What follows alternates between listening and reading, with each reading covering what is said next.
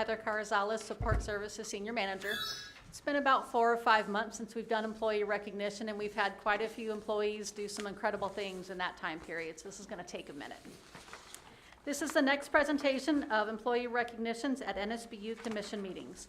Employee names are listed at the top of the agenda for the Commission to take a few moments to recognize some outstanding achievements by our employees. These employees have worked hard to either improve their skill sets, education, or positions, or have done something very significant, having a positive impact for NSBU. Their diligence and dedication bring tremendous value to our organization, as well as to our community and customers. Please join me in recognizing the following employees for their recent accomplishments. LaQuavius Q. Green, Senior Service Desk Analyst, has been promoted to Systems Administrator in the IT Division of the Engineering and IT Department. Q has been with NSBU for over 5 years and began as a help desk technician. He has an Associate of Science degree in Computer Programming and Analysis from Daytona State College and is a proud veteran of the United States Army. Next, we have Cody Gervan, Senior Accountant. Cody. Has been promoted to Controller in the Accounting Division of the Finance Department. Cody started with NSBU in 2022 as an accountant and was subsequently promoted to Senior Accountant in 2024. He has a master's degree in accounting and a strong auditing background, making him a solid choice for the Controller position. Next, we have Brady Benishek, Meter Technician 2. Has been promoted to Meter Technician 3 by completing all 10 of the necessary requirements for Year 3 Meter Technician Certification Program, including NESC 2, OSHA 3, System Operation, System Automation, Communication Systems, and Trouble Investigation, among other courses. This knowledge will be applicable as we continue the automated metering infrastructure implementation.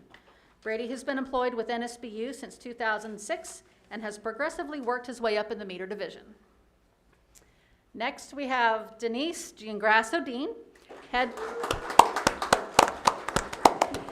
Customer Service Representative, has been promoted to Customer Service Manager. Right. Denise began as a cashier receptionist with NSBU in 2007. She was promoted to Customer Service Representative in 2010 and promoted again to Head Customer Service Representative in 2021. Denise is NSBU's most technical expert when it comes to customer accounts, and she regularly receives high praise from customers. Next, we have Bobby Cole, Electrical Engineering Technician, has obtained his certification in distribution line and staking from the Tennessee Valley Public Power Association.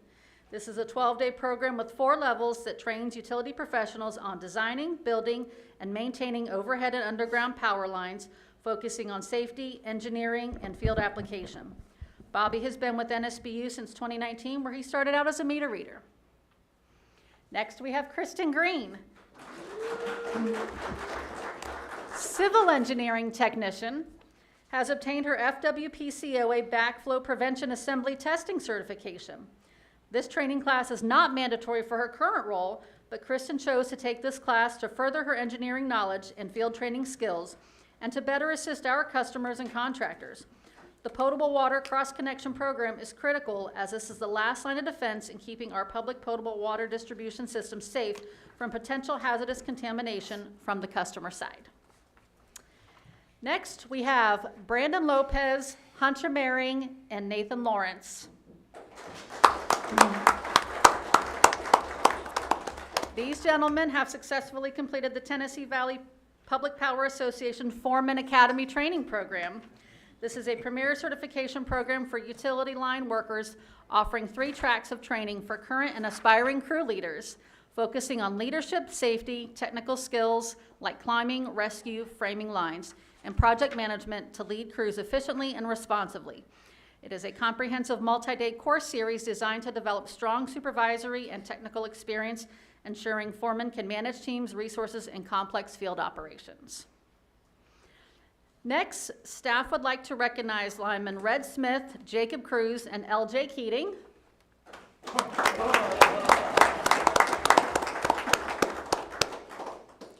With the Safety Achievement Medallion in recognition of their life-saving efforts. In October of 2025, Red, LJ, and Jacob were working near a construction zone where other contractors were present when a serious incident occurred. A worker operating a street sweeper had left the machine in gear with only the emergency brake engaged. While attempting to re-enter the vehicle, the worker inadvertently released the brake, slipped, and was caught under the machine. The contractor superintendent immediately alerted our crew, who quickly responded. With the help of equipment, they assisted in freeing the worker from beneath the street sweeper. Thanks to everyone's prompt actions, the injured worker, though bruised and scraped up, was safely removed. Our employees' presence and swift response helped prevent what could have been a far more serious outcome.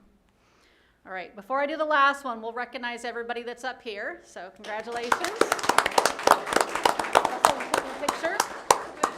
Squish, squish, squish, love each other. Squish.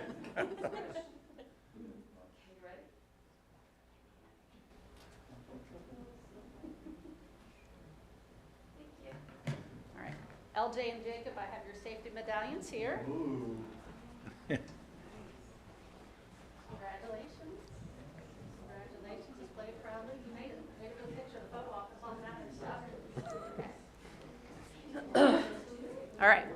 Last but not least, staff would also like to recognize members of the safety involvement team with a safety achievement medallion who have served for 2 consecutive years or more on the safety committee. Serving on the safety involvement team ensures employees have meaningful involvement in the planning, operation, and implementation of the safety process. Their function is to understand, support, communicate, and provide improvement recommendations with NSBU's safety management system. We would like to recognize the following employees. So if you're in the audience, please come forward. LaQuavius Q. Green,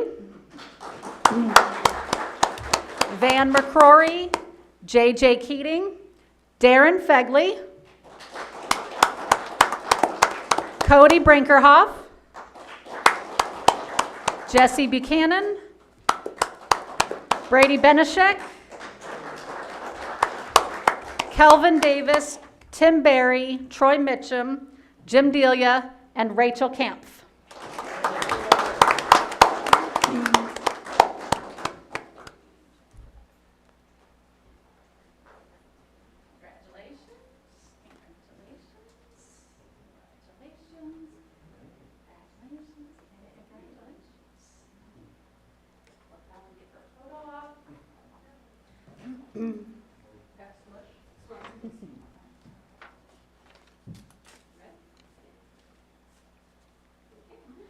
Please join me in congratulating these NSBU employees for their notable accomplishments.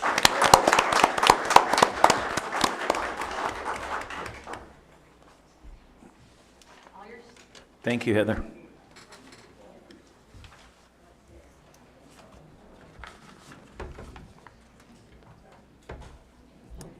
All right, we'll jump right into the public hearing. The first public hearing will be regarding the proposed revision to the New Smyrna Utilities water and wastewater and reclaimed water service rates. So we start out with a roll call. Debbie? Vice Chairman Kelly? Yes. Here? Yes. Commissioner Smith? Here. Commissioner Yes. Conrad? Here. Commissioner Devine?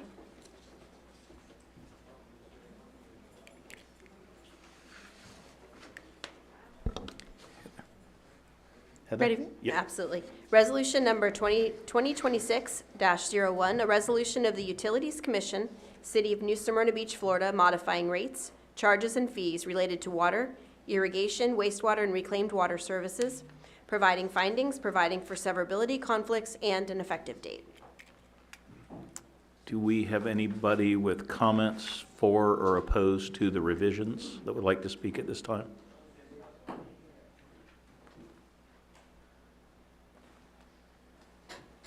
Okay, if we don't, we'll just close this portion of the hearing. We don't vote, right, Debbie? That's correct? No, sir. Okay. We'll go on to item number 2 for the public hearing regarding proposed revisions to New Smyrna Beach Utilities electric service rates, charges, and fees. We'll open for a roll call Roll call stands is for this one during the also. public hearing. Okay, number all right, one. great. Heather? Okay. Resolution 2026-02, a resolution of the Utilities Commission, City of New Smyrna Beach, Florida, modifying rates, charges, and fees related to electric service, providing findings, providing for severability, conflicts, and an effective date. Any comments to anybody opposed or for? What? Come up to the microphone and state your name, please. And Mr. Chairman, if I can just remind everyone that public comments are just that. It doesn't necessarily need to be Right. answered or addressed by the commission. Okay, thank you. Okay, Ron Vaden, just real quick, I have the same comments I had last time. Addition to the plants to New Smyrna Beach is not required. Just addition to the substations or plants can be added to. No major improvements is needed in it. And with the economies of scale, all the growth west of town is surplus. It should be a surplus, not a deficit in revenues at the Utilities Commission. And then the second was the confusion, I think, in the flyer about the electric rate increase. So my question is, what is the percent and dollar amount of the rate increase to the residential customers? This is just a comment section. If you have I'm questions, asking specific questions, I'm asking the question. We will get back to you via email. Thank you. You'll get back to me, but this is the rate hearing. This is the public hearing. So what about the amount of revenue that will be generated by the rate increase in a one-year basis? the hearing is for public comments and statements. It's not a question and answer. Okay, so you hearing. refuse to answer both those questions? No, sir, that is not Okay. it. You can email it to the staff, and Ephraim will be glad to answer it. Thank you.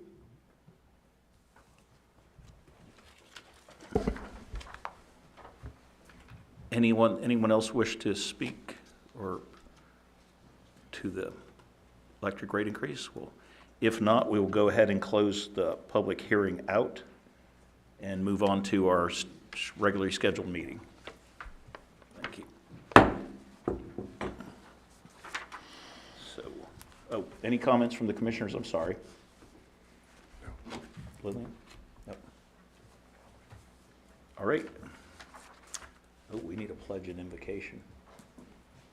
I'll do the pledge. You can do the pledge. I'll do the Yeah. pledge. I pledge allegiance to the flag Of the United States of America and to the republic for which it stands, one nation, under God, indivisible, with liberty and justice for all. Lord, we're just so thankful for this day. We're thankful for the city of New Smyrna, Lord, and all the great people here in work at New Smyrna Utilities, and especially thankful for the folks that Heather brought up here before us today, Lord, to get their due honor for what they do and working hard, especially the folks who have saved that person. So we just ask you to continue to bless this company, keep everyone safe, and we ask you to bless us each as we go about our daily business. In your mighty name we pray. Amen.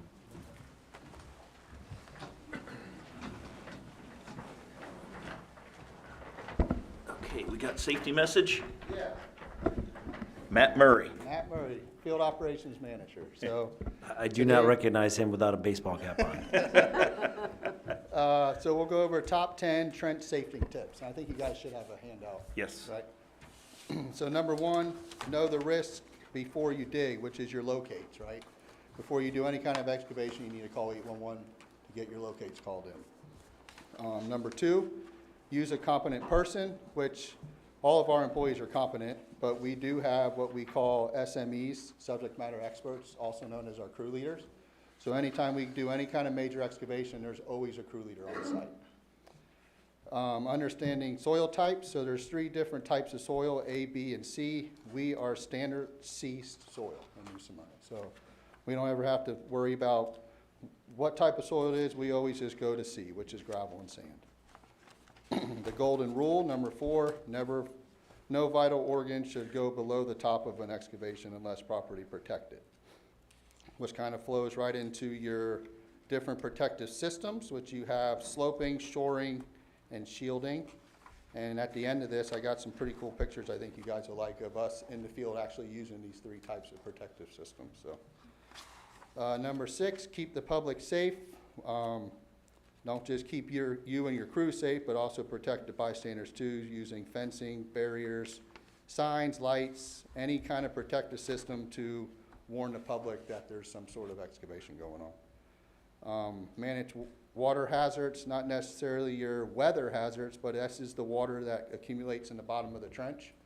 So anytime there's water in the bottom of the trench, it just leads to wall cave-ins. So whether you rock it, pump it, de-water it, there's got to be some sort of way to remove that water while you're excavating. Provide safe access and egress. This is your in and out. How do your employees or how do the people in the trench are able to get out of the trench safely? And this is either by ladders, ramps, or stairs. Number 9, keep equipment at a safe distance. Not only your equipment, but you also want to keep your spoil, the material that you're removing. You want to keep that at a minimum of 2 feet from the edge of your trench. And then train and document everything. So like this right here, we actually have a work and management system that we are able to document and record everything that we do out in the field. Whether it's pictures, locates, training, all that stuff is documented. So that pretty much sums up the 10 safety tips, and then we should be able to pull up this slide. So what we did here is these are our crews. These are the crews that we manage out in the field doing this day in and day out. So 3 different locations, 3 types of protective systems, 3 different classes of material, but all the same size pipe. So it's all going to be 20-inch pipe, big pipe. So Miss Debbie, the first slide. So this is going to be over off of Page Avenue. This is a 20-inch transmission main, and this is referencing the sloping, right? So sloping, you're able to make this hole a lot wider and slope the wall so if it was to cave in, nobody can get hurt, right?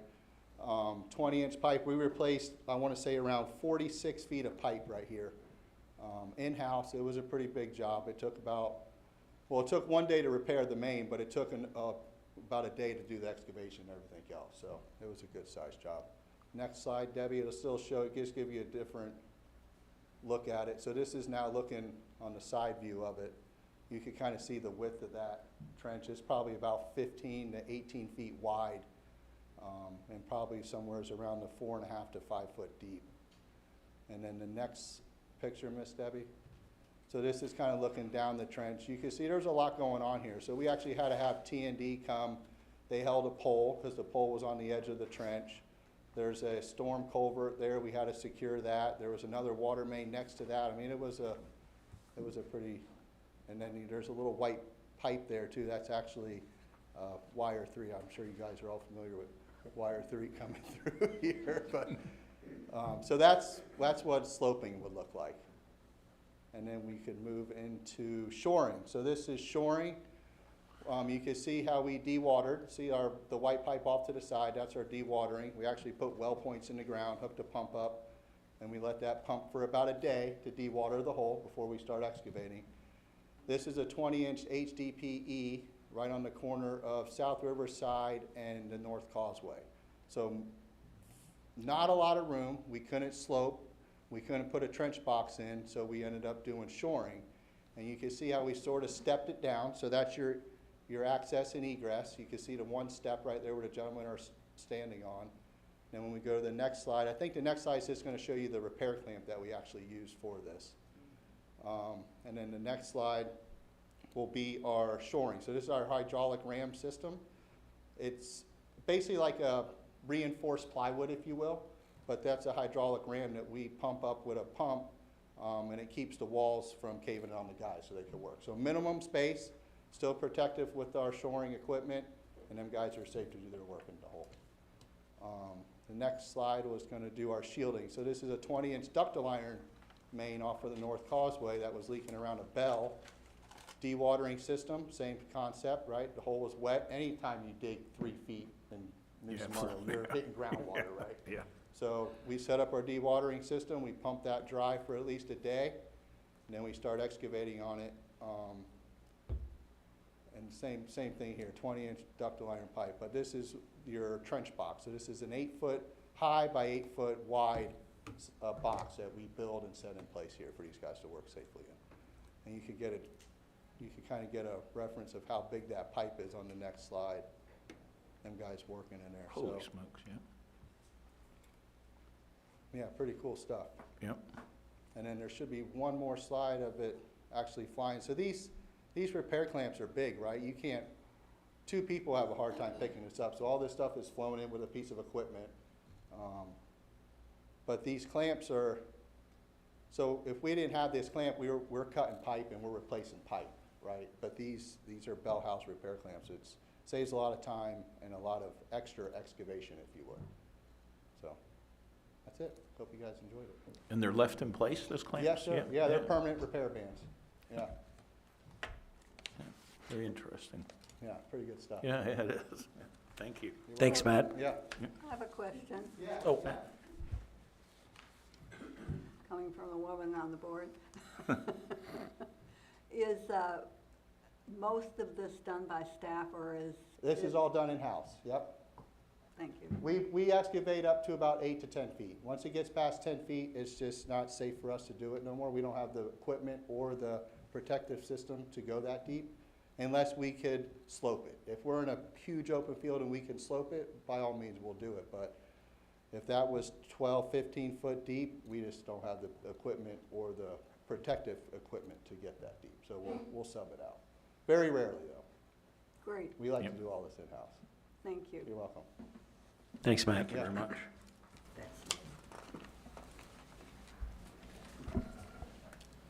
I would just like to touch on the public hearing part of it, what we just had. And I wanted to read, that this says, that it's not considered a monologue. I mean, it's considered a monologue of the person that's addressing the staff and at the public hearing. And it says, we won't be answering questions, but if it's determined that there's need for a follow-up, the general manager, CEO, or New Smyrna staff will be in touch. And I could have read that ahead of time. It would have maybe solved some for Mr. Vaden, but he's aware of that. That's what the public hearing is for. So I wanted to just make sure that we're all clear on that on a public hearing. So appreciate you guys, well, your patience with that. So thank you. With that, we will do a roll call. Okay, we'll go ahead for the regular meeting. Yes. Vice Chairman Kelly, Here. Commissioner Smith, Here. Commissioner Conrad, Here, and Commissioner Devine absent.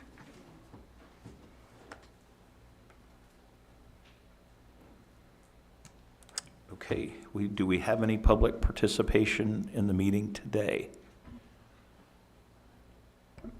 Oh, please come up then.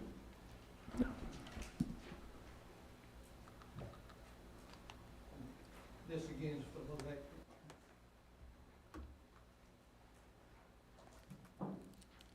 Okay, for the electric rate increases, you've held 2 public hearings, closed them. Both public meetings, myself, one other gentleman at the first one, you were asked what the rate increase was, the amount, the percentages. You would not answer it. You pretty much told me to stop at the 3-minute, which just come up again. So right now, you guys are in pretty blatant violation of Florida Statute 286011, which is the Sunshine Law. So the Sunshine Law requires the public hearing be noticed per your resolutions, which you did that correctly. You did not have to say anything to the ratepayers, but you did, and it was confusing.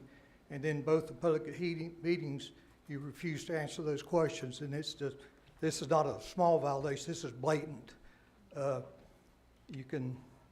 Attorneys can research this in just a minute. It's got several case laws. It said the judges really hate it when utilities or municipalities go out and do something blatant, as you guys have done to hide this rate increase. The judge can violate the rate increase. You can have fines. The ratepayers have standing to sue, and pretty much straightforward. So I'd recommend right now you might want to discuss this with your legal counsel before you vote for this today. You're not in violation until you vote for it. If you approve today, you're absolutely in violation. And I'm sure there's plenty of attorneys out there that would like to take this case up because it'd be just a feather in their hat. You guys will be used as the test case for everything moving forward, just blatantly trying to cover up a rate increase of this size. Thank you. Thank you. Okay. We'll move on to, actually, do you want to discuss the approval of any of the consent items, commissioners? No. Nope. And therefore, we will move forward on voting for approval of consent items 3A and 3B. So moved. Second. Debbie?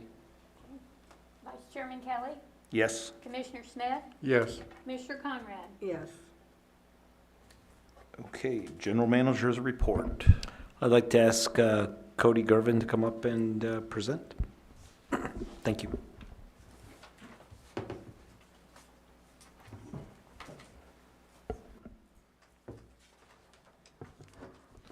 Good afternoon, Commissioners.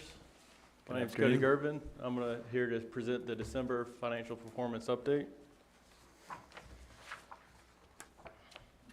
Next slide, please. All right, summary of items to review. I'll go over the balance sheet highlights, the income statement, capital expenses, and our purchase power reserve. Next slide. General reminder that we are in FY26.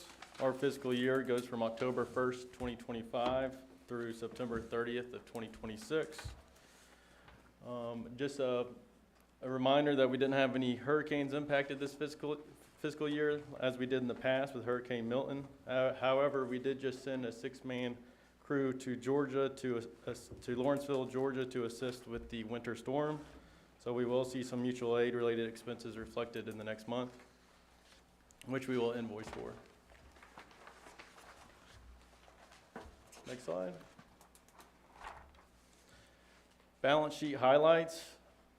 Cash available for operations, capital projects, and purchase power is $21.4 million. Of this, $8.4 million is operating cash. Our purchase power reserve is sitting at $9.4 million. And our unrestricted R&R, which is used for capital projects, is sitting at $3.6 million. Our restricted cash sources are capital connection fees, which is $12.2 million. Our customer deposits, which is $3.8 million. And our debt service fund, which is used for bond payments, which is $1 million. Liabilities is accounts payable, sitting at $3 million, which is mostly our purchase power cost. Our related purchase power reserve, and then our customer deposits, which is at $3.8 million in cash account. And we also have our 2020 bonds that we have an outstanding balance of $61.4 million. Not mentioned here is a $2.6 million receivable from FEMA, from Hurricane Milton. This is sitting in the state's finance department, and it is in the last stages and has been 100% validated today. So I did ask, how long has it been sitting in that last stage? And then they said it's been 158 days. So that's why it's not on here yet, because we don't know the timing of when we will get those funds. Next slide, please. This is our income statement. Our operating loss is $1.1 million compared to a $0.9 million loss this time last year. Our change in net assets is $37,000 less than this time last year due to the following. Our operating loss is $150,000 less than last year due to higher expenses. This is really due to purchase power cost. If you look at the Henry Hub spot price, if you look at it today, you might get a little scared with this winter storm. But if you look for last month, this time last year it was between $2 to $3 compared to $3 to mid $4 this year.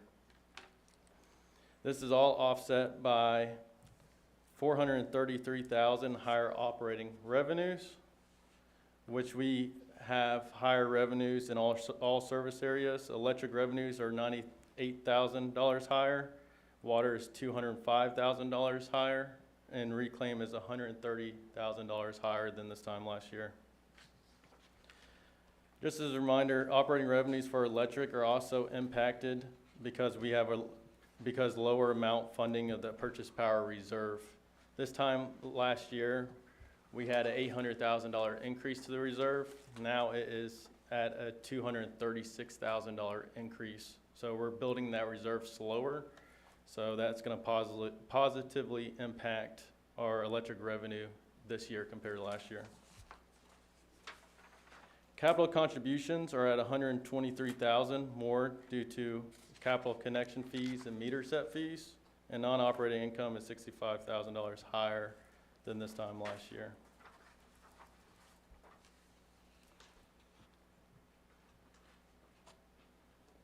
Next slide, please. Cody, just curious, the 2 million that's sitting at the state for 158 days, who collects the interest on that? It's a good question. The I wish state? we did. Yeah. I guess they I would. think that would be Yeah. nice to have, right? Yeah. It would be. Yeah. Right? It would be, yes. Now, I will have to say that we got New Smyrna Beach, we, in essence, received approval for that in the same fiscal year. So we were quick to get everything in. There's a lot of others that are actually Way behind. way behind. Yeah, so. that's what I thought.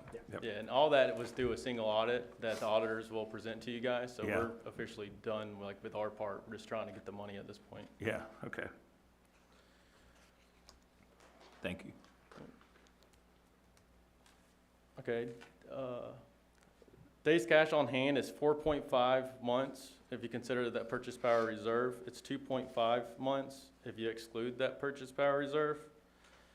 Since all of our audit entries are posted now, since FRS came in a couple weeks ago, I believe, we are now able to do that year-end transfer from operating to our capital reserves or capital fund, that 60 fund. This year, we had a net cash generated for each service of a total of $6.2 million. So each of our service areas, are getting cash from, and we are at a profit on each of those areas. So you'll see that reflected in next month's, in January, we'll move that from operating into that 60 fund. That's $6.2 million. So that being said, we do have an adequate cash balance for operations. We are proceeding with a February 1st rate increase and a bond issuance in April of 2026. We are forecasting enough cash through April 2026 without using that purchase power reserve. So as long as we get the bond issuance in April, we should be pretty good on the cash that we have right now. That being said, we'll continue to closely monitor and manage the new capital spend and keep a close eye on this. Okay. All right, now I'll just go down to the service areas. Electric is our big outlier here, which is our sales are down by 11%. This is really due to the mild winter compared to this time last year. It's kind of funny right now Fixing because to change, huh? about to change. But our system operations department, they keep track of the heating degree days. And last year, we're at 126 compared to 80. So it's a much lower electric heating demand, which is essentially what you're seeing in these electric numbers of why we're down 11% compared to this time last year. That being said, we are still 1 to 2% up in accounts for all service areas. Reclaim, we're a little bit more. Our water system, our water sales are 1% higher, and our wastewater sales are 3% lower, but overall it's consistent based on what we're seeing from this year compared to last year.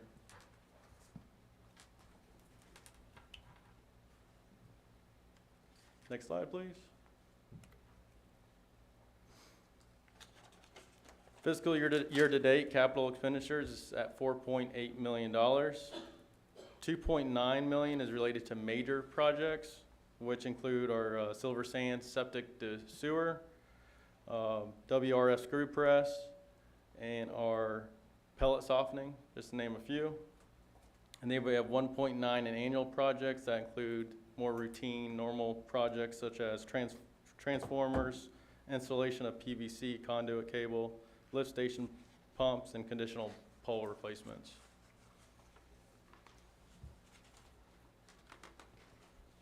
Next slide. All right, this is our purchase power reserve chart here. So we're sitting at $9.4 million in our purchase power reserve. This is money that we set aside to handle the fluctuations with purchase power cost. Effective 2/1, y'all will vote on it and then we'll submit it to the PSC later. But what we're gonna credit our customers $4.69 to hopefully slowly reach our $5 million target with that purchase power reserve. And then we're also gonna go ahead and put based on our rate study, the FY27, we're forecasting to give our customers back $3.78, so that credit will be reduced a little bit if all this goes as planned. Like with this winter storm, if this purchase power starts taking a sharp dip, obviously we'd have to revisit this. But as of right now, 2/1, we will credit our customers $4.69 related to the fuel adjustment. That's good. Next slide. Basically, here's our timeline. We're in our final public hearing for our rates, and then February 1st, they'll be effective. Rates have already been tested by our team. They'll go in production at the end of this week with the effective date of 2/1 if approved.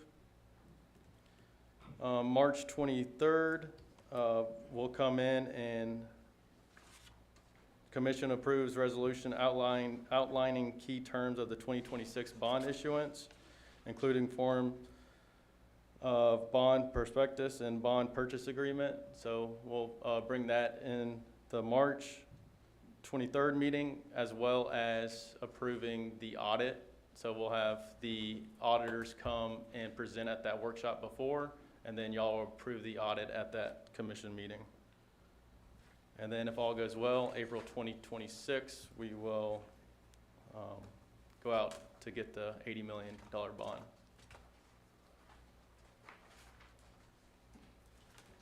Next slide, please. Kind of jumped ahead a little bit, but the March 12th workshop will be where the financial statements will be presented to you by the auditors. We already received the audit draft last week, and we're working on MD&A and stats sections, but all entries have been posted, which is why we can do that year-end transfer that y'all will see reflected in the cash accounts next month. And then we'll be gearing up to do our budget for FY27, so we will just keep going. 27 already. Yeah, really. Yeah. Next slide. Yeah, I believe that's it. So, y'all have any questions? I don't, Cody. Just Jim? one, yeah, the fuel adjustment, is that, you expect that to go up significantly with the storm and all? You want to comment on So we did, just looking at, so as Cody indicated, you know, natural gas is typically between $3. It spiked up this to $4.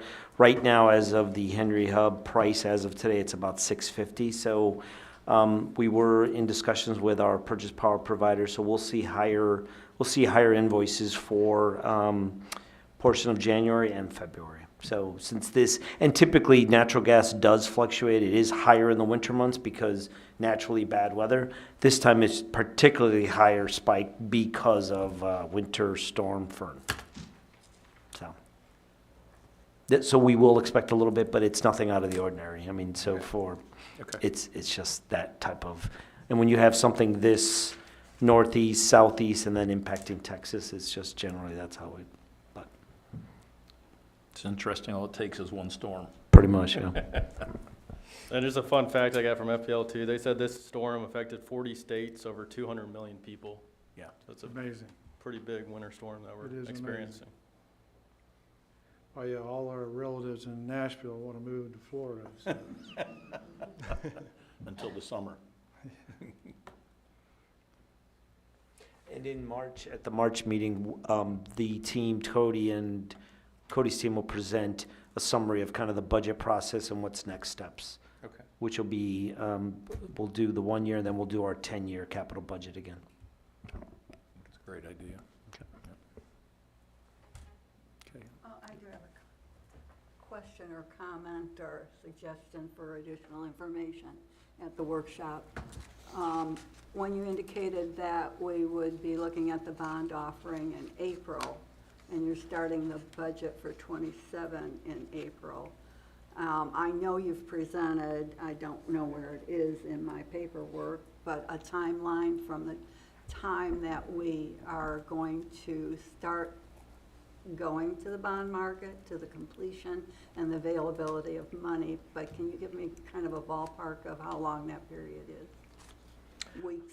As far as once you do the bond, so when we do the, first time you go out. so when we go out and actually lock in, it's literally settlement with, I want to say a few days, if not Maybe a week to 10 days? yeah, it's pretty quick. Okay. It's very short. Which is very consistent with what we did in '20. Exactly. This is the same process as 2020. So we're hoping that would be April, when we get the bond money.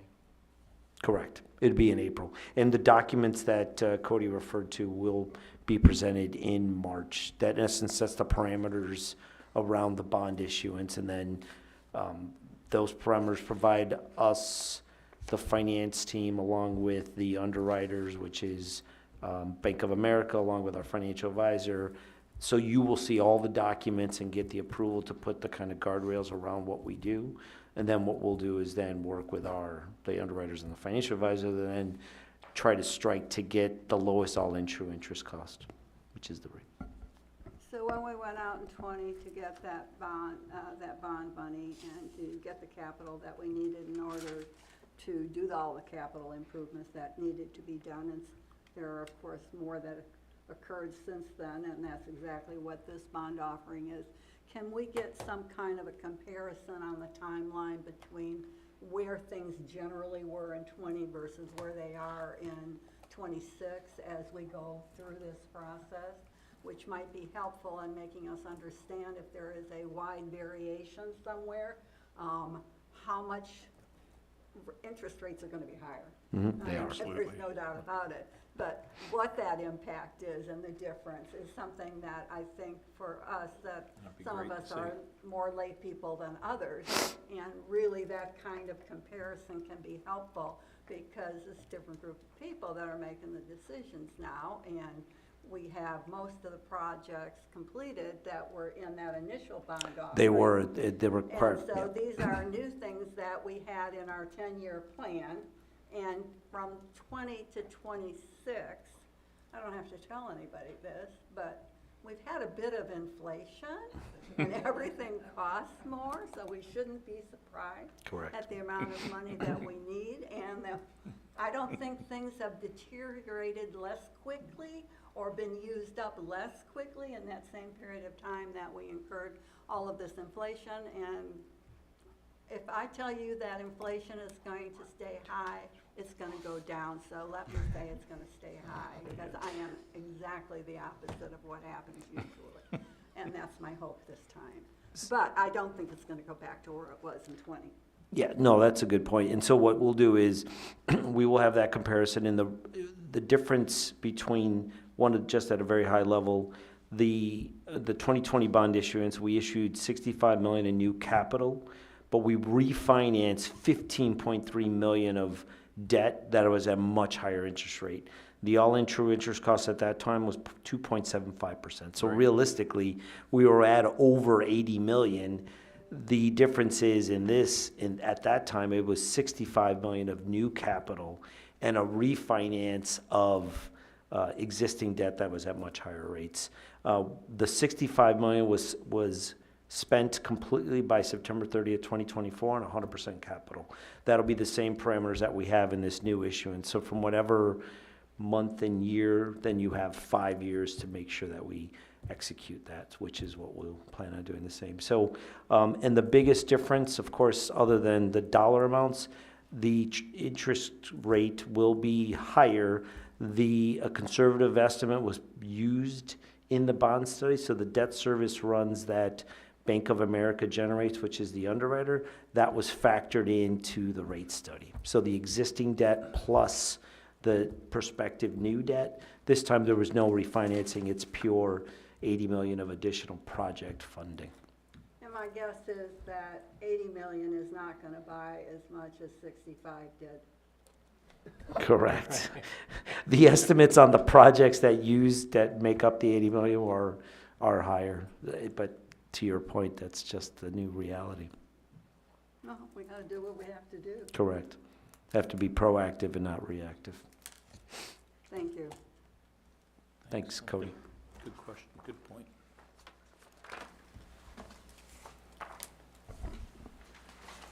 Okay, council's report? Thank you, Heather? Mr. Chairman. I do have a couple things. So the city clerk is advertising the position for the open commission member on this board for a month, and they anticipate the appointment to be made by the city commission on February 24th. That's my understanding of this process. Okay. And then also I did a memorandum with several of the House and Senate bills that could be of interest to New Smyrna Beach Utilities Commission.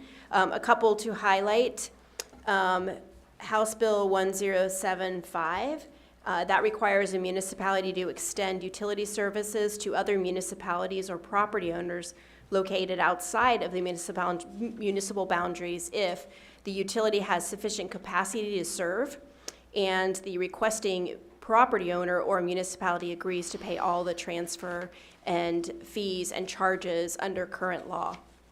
Another thing which might be of interest to the city is that municipalities and counties are prohibited in Senate Bill 1420 from transferring utility revenues to fund general government functions. And right now you do have a 6% transfer fee or transfer of your revenues to the city every year. So that could be affected going forward if that passes. Of course, we just started I'm sorry. Excuse me, Counselor, you think that may happen?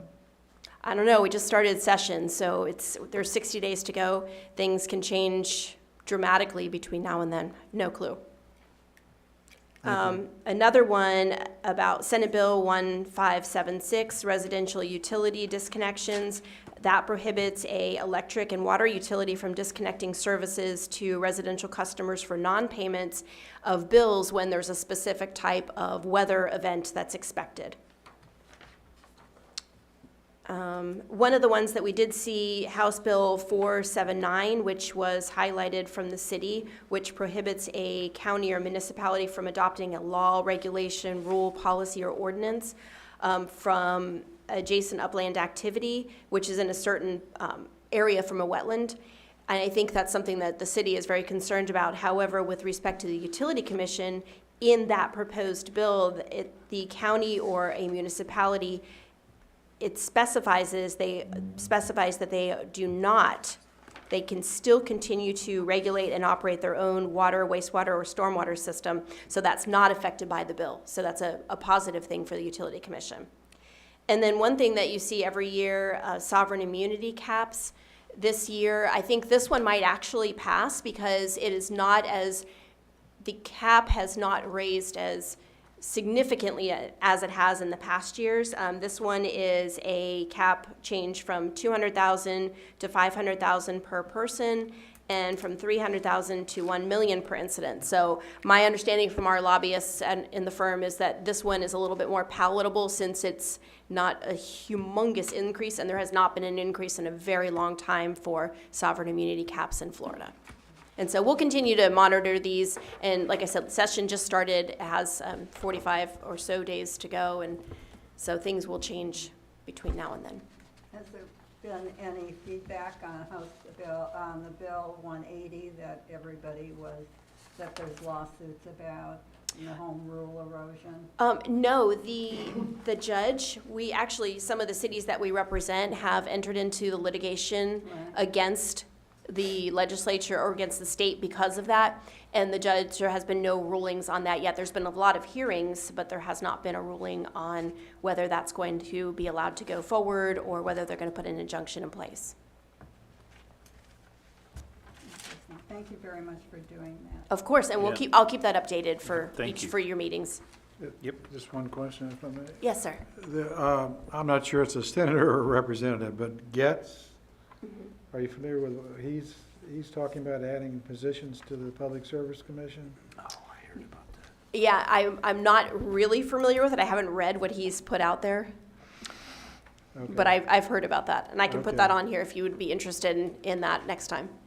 Yeah, Commissioner Smith had forwarded it to me and about adding, the makeup of the commission, PSC. Okay, I'll make sure I get that on the memo for next Thank you. month. Thank you, Heather. Vice Chairman, I need to go back to the scorecard if that's okay. Sure. Okay.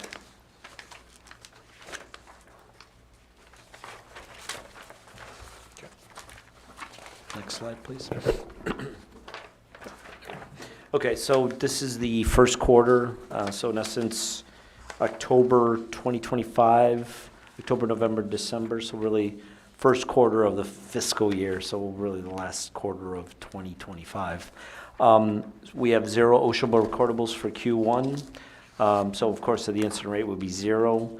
We did have 1 preventable motor vehicle accident. Thankfully, no one was injured, but it did break the streak that we've had since September of 2024. So it was a minor fender bender, but still, it was kind of we wanted to keep that streak going. Okay. Next one, electric lockout tagout. So this one is very critical, and it's been a long time in the making, and we're just about done with it, but it's been trained out to the staff. So this is where we control fault equipment that we want to put out of service to make sure that it isn't opened or operated as it's placed out of service. And there's a detailed process that the electric and water teams would follow. Specific tags that we use to mark that pieces of equipment. So that's a big one. That training's been done. We do need to put in some electromechanical relays. That'll be coming up, and once that's done, then we'll be almost complete with this one. So very key to the safety to our employees and to any third parties. If you go to the next slide, please. So we did have we had a unique scorecard as it relates to electric liability. So it was an okay start, but we did have 3 outages in particular that drove some of the unfavorable, or where we would not want to be on the metrics. So we had, in October, we had a feeder outage on line 25, which services Beachside, and it impacted a good chunk of customers, and that was really an entire overhead transformer was destroyed, so that took some time to replace. And I believe it was lightning at that point. In December, we had some spans of wire that were down. It was also on the Beachside area. So one outage on December 31st was over 2 hours. There was one on Christmas Day that was impacted just well, not just. It was almost 500 customers, and that was a 4-hour outage on Christmas Eve. Christmas evening, December 25th. We also had some live front switch gear. There was another outage in December. But as part of this, and what we had already started to do for fiscal year 26, we are replacing a good chunk of wire and equipment on Beachside, and a lot of that is due to the corrosion. So that will be done in-house by our crews, and we're prioritizing the areas. But that lines up exactly with what these outages that we've had in December and October. So, but once again, every week we are touching base. Water is on Monday mornings. Electric is on Tuesday mornings. We cover our information and the outages, what do we learn from them, what we can do different going forward. The bottom section of page 3 there. Safety and Sadie, and then of course Katie. So on the safety side, that's the frequency. So we were red for the month, and so the target there is, and just to give, the target is 1.1. So ideally, we want our customers to have 1.1 outages or less per customer per year is the goal. On the Sadie side, so that's system average duration. The target is 72 minutes. So when an average outage, we'd like to have it'd be 72 minutes or less. And that's a target, of course. But once again, we set these targets to be always challenging ourselves, but at the same time, there's always the cost impact. We always manage the safety and reliability, because you cannot ever get to a target of 0 or you know, on either frequency or duration, because there is a cost element. It's always the balancing act between reliability and making the most effective use of our resources. On the Katy, the restoration side, that is really a combo. We are agreeing on those. But once again, I believe going forward, focusing on these select areas on beach side to replace some of this equipment, a lot of that's that corrosion, that'll help a lot of these outages going forward to minimize the impact. Okay. So on the next slide, slide 4. So some of the things that we're doing as far as ongoing improvement, consistent with what we touched upon, the live front switch gears. So these switch gears, and this is one of the ones during Hurricane Ian, we had the incident that occurred. The ideal is a dead front, so this way there is not that energy when you open the doors when they're working on them. So our goal is to replace these live front switch gears with what they call dead front switch gears.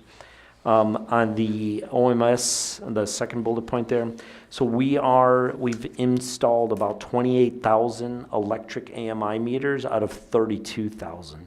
So we're pretty close to being complete. The next few thousand are the bigger commercial size meters, 4S, CT. Those will take more time to install. So that will be over the next several months. But once the AMI meters are completely installed, we can then switch our outage management system to be more of where customers won't call in. The meter will tell us that it's out. So it'll, in essence, that'll help in restoration, because those notices will come automatically through the system, which is what an AMI system. Next one. Select feeder, utility poles, and equipment. So that's the one where we replace those proactively. We will be completing, ideally next week. I put February, but it should be actually this week, Wednesday. We're completing and energizing feeder line 32. So this one is serving the western portion of our service territory. Once again, it's always about identifying additional ways to move electric load around. So if there's an outage, you can move things around so you impact less customers. That one should be, we'll give an update in the February commission meeting. Field Street transmission line, we replaced a number of poles, and now we just need to replace the wire that those poles are on. Upgrade protective and control. So what we look at is, how do you protect feeders and transformer outages, or protect the equipment to minimize the impact of large feeder and transformer outages. So we'll always looking at updating the devices and the timing of those. Yes. Excuse me, what live front switch gears, I mean, what are they again? Will you describe them, and what do they cost? Well, I'm not certain on the cost. I mean, they're not prohibitively. It's not, okay. Yeah, it's not, it's just that it's older piece of equipment. They're old. So for example, during Hurricane Ian, one of these failed in Venetian Bay, which was, yes, that was the live front. Yeah. When they're dead front, they're more safe. It's just different technology. Okay. Better, in essence, for the safety. So a lot more safe. Yes, Yeah. definitely. What's the ratio of life to death? We're in a 4-year program, so we've identified them. So we're doing, I want to say, targeting 4 replacements a year. So it's not a lot. I'm not certain on the totals, but I can get you those. Was just a question. Yep. Anything else, Vice Chair? Okay. Next slide. So this is on the cost side of it. So I want to make sure, and this is going to be a communication thing on this part from the team. We're always focusing on safety, reliability, and cost. So those items we constantly focus on. We're going to do a better job at highlighting our efforts and results of those. But there's an extensive challenge process, and we're just going to make sure we highlight more of these as we go through the year. But just as a matter of course, what in the metrics, electric, water, and wastewater O&M, they're substantially lower than target. As the months proceed into the fiscal year, these do tick up a little bit, but normally and typically every year that we've set the budget, we do beat these targets. But as Cody's team will give an update in the February meeting, we'll talk more about the steps, the overall budget timeline and such, just to give you additional insight into that. Water reliability metrics, excellent. We're all in the green. Breaks per 100 miles, he's 0. Wastewater main breaks, a lot of times what happens is it's contractor driven in the sense of contractors doing work and hits one of our pieces of equipment. Cost management and water reliability. As I indicated earlier, we are always looking at these, so how we can do better as it relates to outage reduction and areas of particular improvement. But as of right now, on the cost side and water reliability, excellent performance. Okay. Next slide. Ethan, Yes. just if I may have a question, what was the average life of underground utilities that we have currently? So this is going from, cable. Well, I'm saying, I'm just gonna go Oh. with the water and sewer. I'll leave off the electric part. Oh, okay. Just water and sewer, because I took a course years ago and it was telling that the average life was like 20 years. For a That's water line. about right. So what we are doing now, so for example, on that, when we do a lot of the clay pipe that we have, we're relining that. So we've spent several years over the last few years doing that proactive lining replacement. That adds 20 years because what it is it's taking the existing, there's enough of the clay kind of pipe infrastructure that you then do a lining, which is the contractor comes in, puts the lining through, that hardens it. So not only does it, a lot of times what happens with the clay and other things that you're putting that lining in, there's a lot of infiltration of water. So this way you put this lining in, so less water that is not wastewater gets processed by the plant. So we've done a lot of that, and that saves substantially on cost because you're not digging up the old pipe, you're lining in place. So it does reduce the inflows. Yes, it does, and it extends the life of that. So worst case, you don't put the lining in, the pipes continue to degrade, allowing more infiltration, but then eventually it just collapses where you're not getting the wastewater flow through it. So, Thank you. next slide. Okay. Maybe, I guess go back to the previous one. Sorry. Okay, on the customer service side, so consistent with our performance over the last, Danielle Wood and her team have done a great job on continuing excellent customer service. And these targets that we have, they're not, these targets that we've established are substantially more, how do I say it?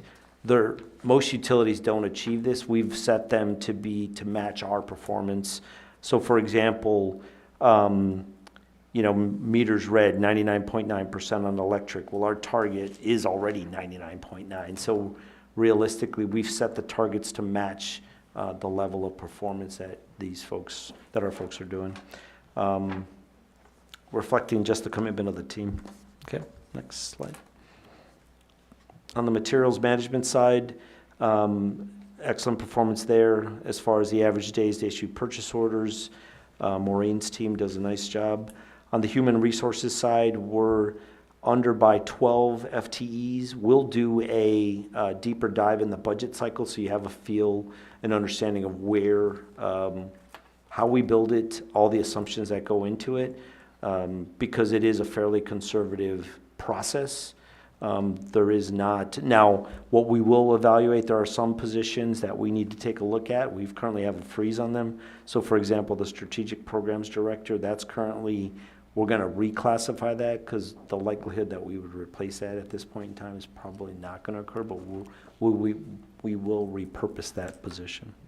On the information technology slide, or metric, we did increase from 85% to 95%, so we've increased that target just because we know the criticality of cybersecurity to the organization, and really to any organization, accepting, avoiding phishing, and that really can help in ensuring that our infrastructure is secure, so we don't have that. I can't tell you how many times I've gotten an email to change somebody's bank account for their paycheck, so yes, that's probably the most common. So there's enough, my point is, there's a lot of testing, and we are really, with Heather Carasalis's group, pushing 100% compliance on those phishing. So, okay. Next slide. In summary, excellent operational financial, we're focusing on our long-term goals. We're always focused on safety, reliability, and being the most cost-effective. The performance is monitored weekly.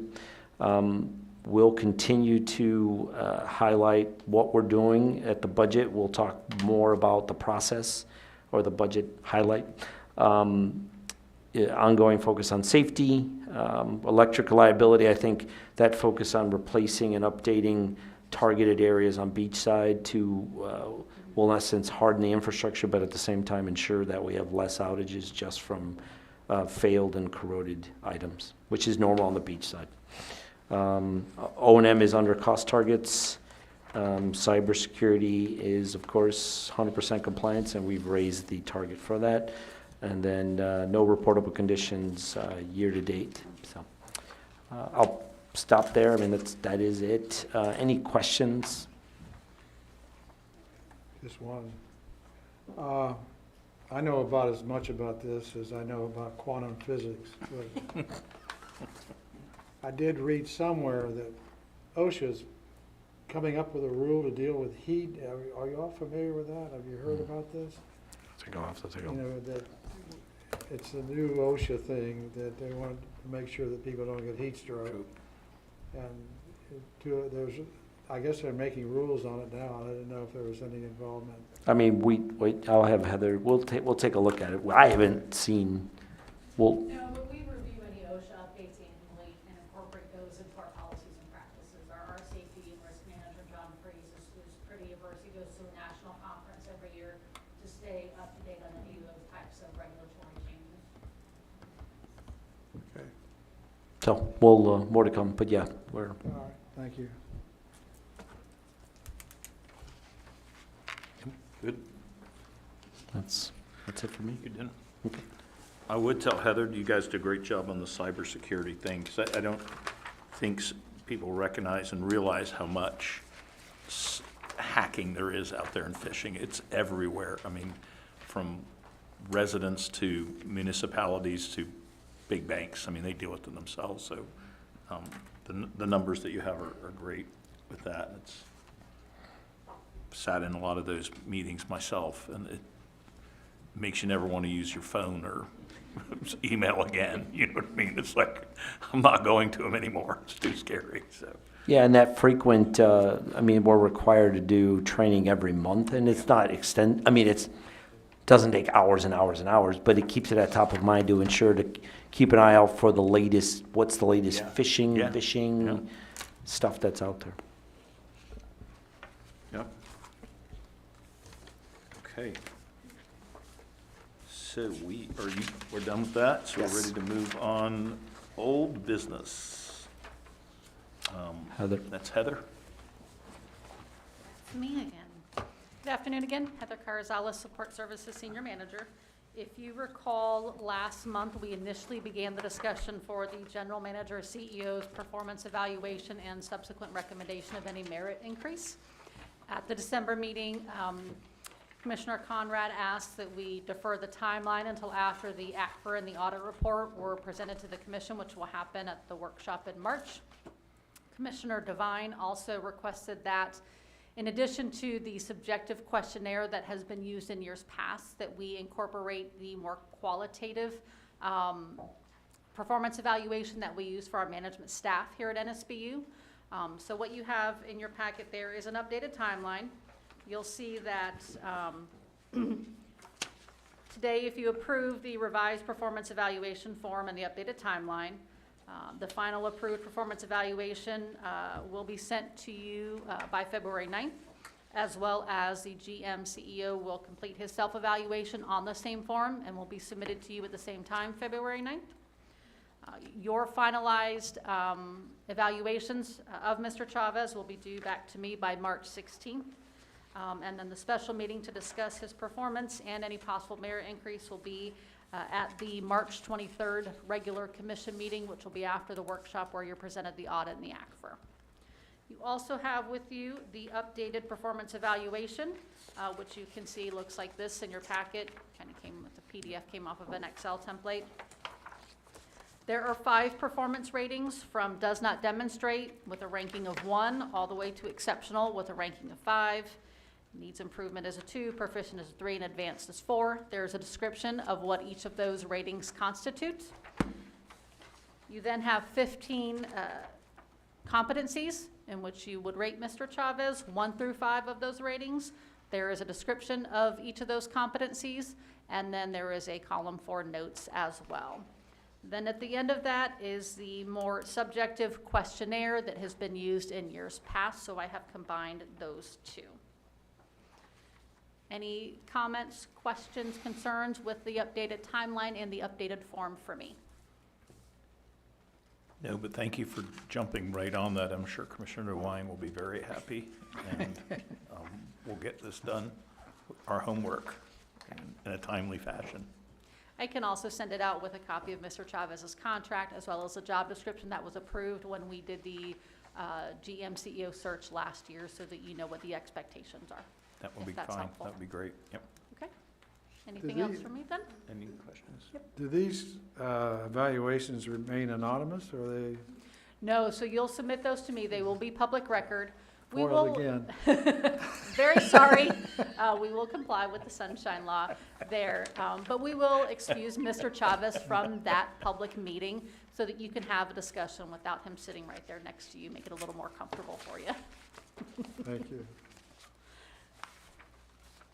Then do we have a consensus on the form and the Can timeline? we, you want to make a motion on that? Is that what we need We to need do? to make a motion. Oh, I move to approve the general manager performance evaluation. Second?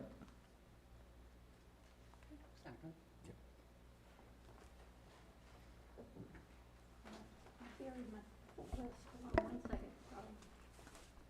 Vice Chairman Kelly, Yes. Commissioner Smith, Yes. Commissioner Conrad. Yes. Very good, thank you.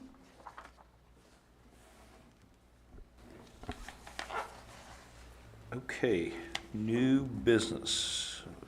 Do we need to get a motion to approve any new business, and are there any questions or discussions about it? The new business. Not for me. Mr. Chairman, I think you should go through each one of them, Okay, one of the read them. items. We want a motion, Heather. Do we read them, Heather? Is that, Yes, yes, Chairman, I'd like you to go through each one and do a motion for each one. okay. That's my suggestion. Okay, we can do that. Okay, we need a motion to approve item 7A, approval for modified rate charges and fees related to water, wastewater, and reclaimed water services. So moved. Second. Deb? Okay, this is, resolution number 2026-01. Vice Chairman Kelly, Yes. Commissioner Smith, Yes. Commissioner Conrad. Yes. Reading the news, line 7B, approve New Smyrna Beach Utilities Resolutions 2026-02, modify rates, charges, and fees related to electric services. So moved. Second. Deb? This is resolution 2026-02. Vice Chairman Kelly, Yes. Commissioner Smith, Yes. Commissioner Conrad. Yes. Line 7C, approve modifications to fuel and purchase power cost adjustment clause. So moved. Second? Second. Okay. Simmons? Vice Chairman Kelly, Yes. Commissioner Smith, Yes. Commissioner Conrad. Yes. In line 7D. Have we done? We haven't done that. Yeah, we haven't done that, okay. Oh, Maureen Lynch is coming up. Yep. Sorry about that. Good afternoon, Maureen Lynch, Procurement Manager. Here to talk to you today about the upcoming audit procurement. NSBU's current auditor is Purvis Gray, who has been auditing our financial statements since fiscal year ending 2018. The contract was re-procured in 2022 for an additional 4 years. The last audit Purvis Gray contract covers is for fiscal year September 30th, 2025. As presented during the December meeting, the Commission should make determinations regarding the upcoming procurement process. The next step in this process is to select the members to serve on the committee. For the prior selection process in 2022, Commissioners Conrad, Hawes, and Kelly participated in evaluating the proposals received. Ideally, we'd like to have a minimum of 3 members, but no more than 5 on the committee. Today, we come to you to ask if you would like to decide who would be on the committee. We only have 3 commissioners today. So if you decide, it would be the 3 of you.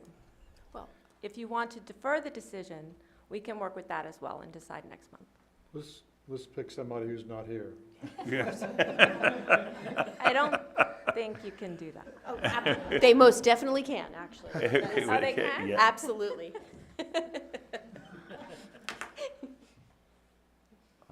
We need a motion. Imagine.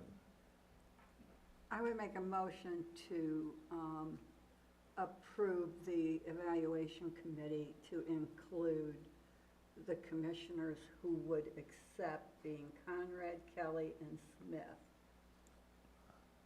We need a second, Jim. Commissioner Smith. Do I have to? I second. Ms. Simmons? Okay, so the committee is going to be the 3 commissioners here today for this purpose. All right. So Vice Chairman Kelly, Yes. Commissioner Smith, Yes. Commissioner Conrad. Yes. Thank you.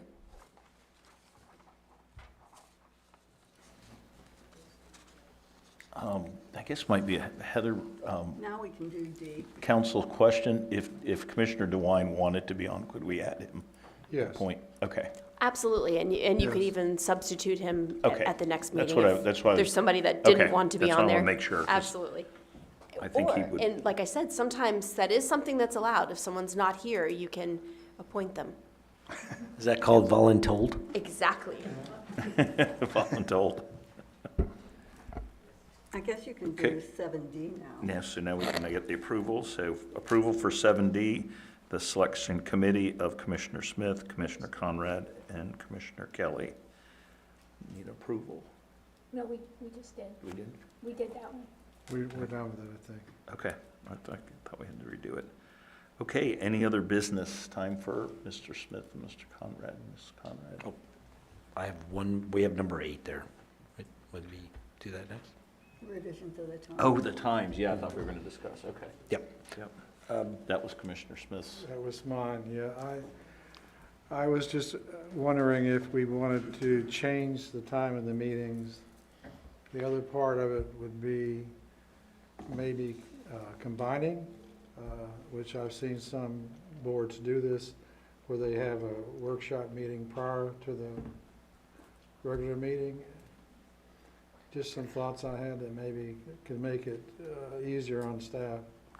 I would comment on that myself, too. Okay. I like the 9 o'clock meeting time that you mentioned. Right. I think it's probably easier for staff. It's Yeah. better for their day, and their people in the field that are out that can function, better Right. doing it that way. So I have no problem with that, and, we'll work on the workshop thing, because I don't know a workshop every month if that's absolutely necessary either. I But agree. I would piggyback the two right off each other, one before each other or one right after the other. That's just Right. my feeling on that, so.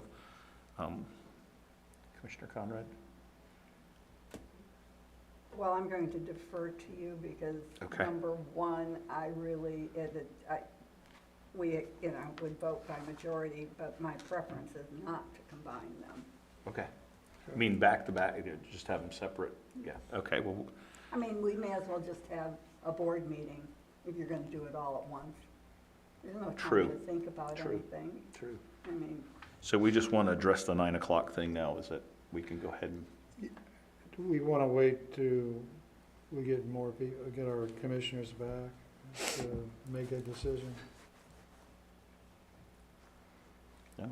I I didn't think hear Jeff was for it anything. when you We were. can make He was. Commissioner He was. Commissioner DeWine was for it when he, right. Okay, So- so 9 o'clock goes? yeah. We fully support it.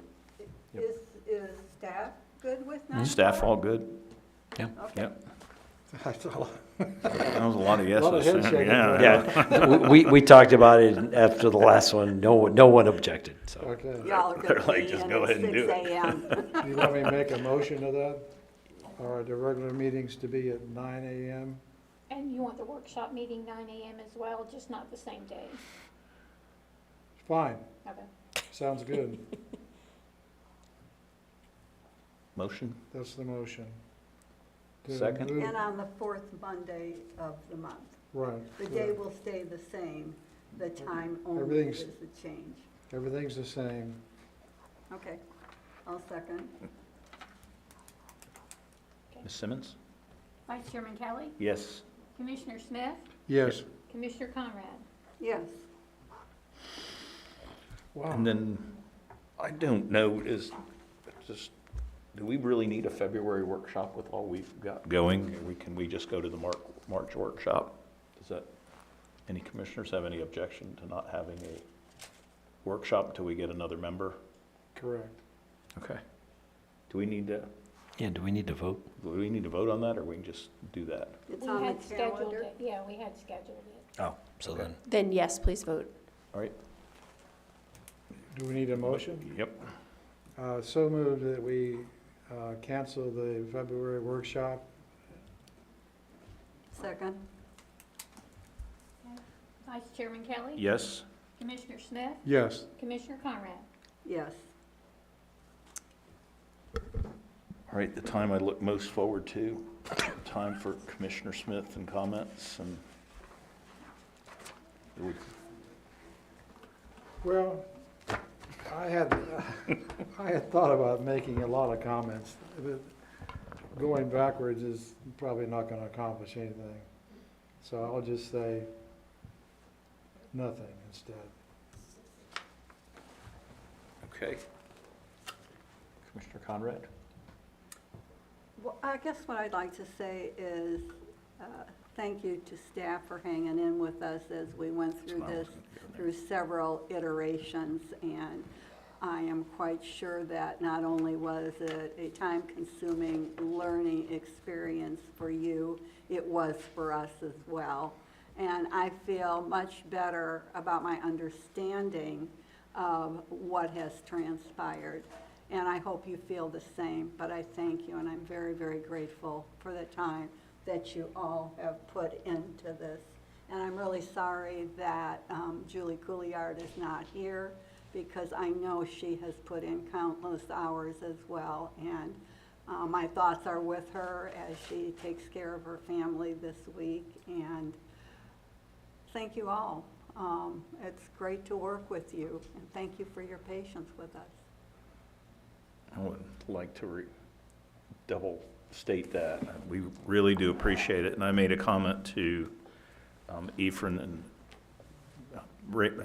Heather just a little while ago that, we try to go with staff recommendations, and I think even the mayor made a comment one time, about the board, not having experience in the electric and water industry, but we have experience in industry and in the community and things like that. And, by God, I think everybody can read a financial statement up here, at some point, but it's making the decisions day to day that affect the community, and affect, NSBU employees' lives that, I was gonna say too, Matt, that was a really good presentation on safety, probably the best, because safety costs money. And I don't think that people understand that all the time. To be safe, it costs you time, and time is money, you know, it's labor hours and everything else that we do. So that was a really good example of what you guys do. But it has been a little wonky, you know, and we've all learned a lot and through the process. But I think it's good to have a process where you can have discussions, open and honest and transparent, and come up with some good answers and solutions. And I think we all found that out. And this was probably in my tenure here, was the most that I've really been nervous about the whole situation, about what we're doing and we're going forward and things, and looking forward and backwards. And God, when you're spending $80 million, it's not yours. I wouldn't spend it if I had it, but you know, it's a process. And you know, I told Ephraim and Heather in a meeting, you know, when you're in private sector, you build into your cost, you build future investments when equipment goes bad and all that. And it's very difficult in the public sector to do that. And I think they've done an outstanding job. I think you guys and, you know, Ephraim and the team have done an outstanding job in building a safe and happy and thriving company. It's just like Heather with the recognition thing today. I think it's just the right thing to do. And if you're going to keep and retain people, that's what you got to do. And it means something to everybody once you're somewhere for a period of time. And people can be humble and all that kind of stuff, but everybody likes to be recognized for what they do. That was a nice job. But I really do think that we came up with good solutions, good answers, and at the end of the day, the rate increases and all that type of stuff, I mean, we're still way below what the industry is out there doing, and it's necessary. And, you know, I'll quit at the end of this, but I mean, I have 2 young children out there that are just first-time homeowners and going through all that stuff. And, you know, I know when it gets tight, who's going to foot that bill. So every little cost, you know, I'm thinking about it's going to get me too. But no, I think you guys really consciously think about it. And I think sometimes the public's not aware just how much you guys effort you put into it. So we appreciate you all. I concur with all your opinions just expressed, and probably $80 million 10 years from now will be the price of a pickup truck. Yes. Any other comments? We can go and adjourn, right? Thank you. Yeah, kind of. I certainly hope it's gonna be permanent for you. I bobbled my way through that meeting. No, you didn't. No.